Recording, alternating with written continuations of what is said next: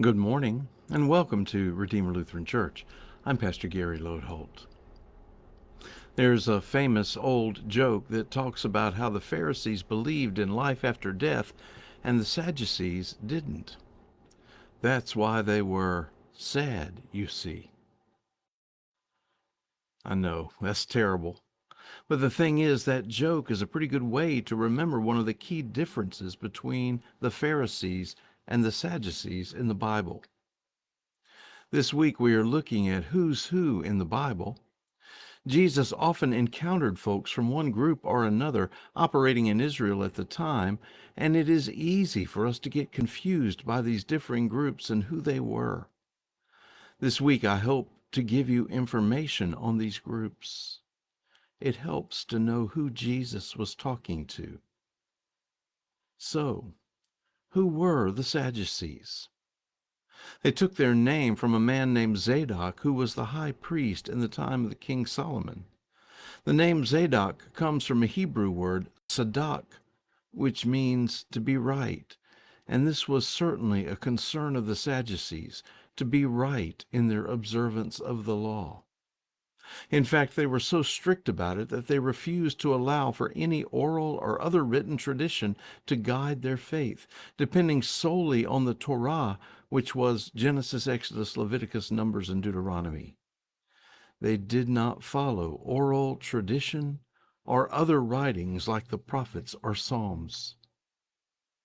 There was a man named Antagonus who taught the maxim, "Be not like the servants who serve their master for the sake of the wages, but be rather like those who serve without thought of receiving wages."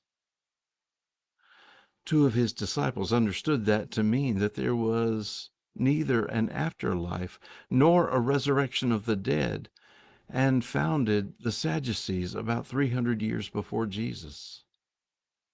As a whole, the Sadducees were the upper social and economic echelon of Jewish society. They fulfilled various political, social, and religious roles, including maintaining the temple in Jerusalem. Many Sadducees were priests, but not all priests were Sadducees.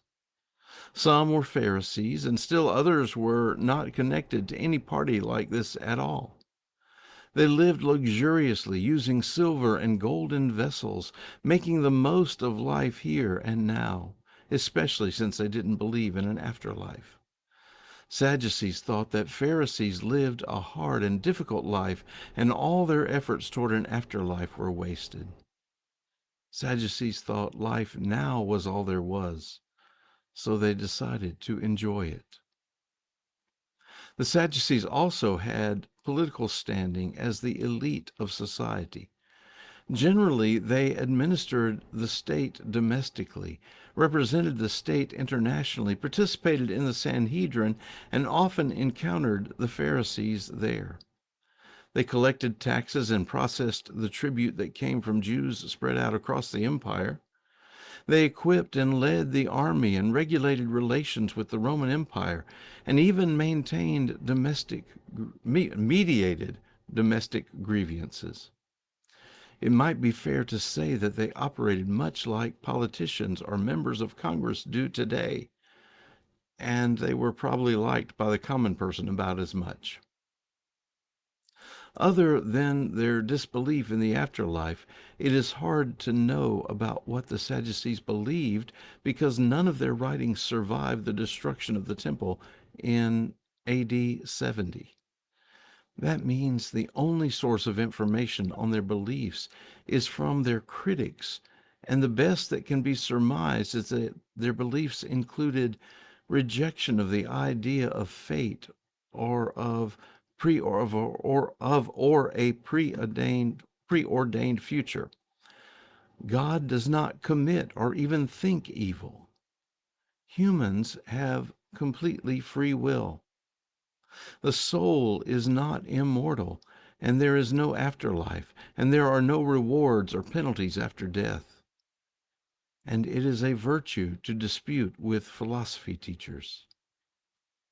They also rejected the idea of spirits or angels. There are many records of disputes between the Pharisees and the Sadducees, but what may be of most interest to us is the relationship Jesus had with the Sadducees. Yesterday, I described Jesus as thinking the Pharisees were close to having things right and needing only to look to the spirit of the law instead of the letter of it. The sense you get of the Sadducees, however, is that Jesus was largely dismissive of them. There is one story where a Sadducee comes to ask Jesus about a woman who had multiple marriages and wondering who her husband would be in the afterlife.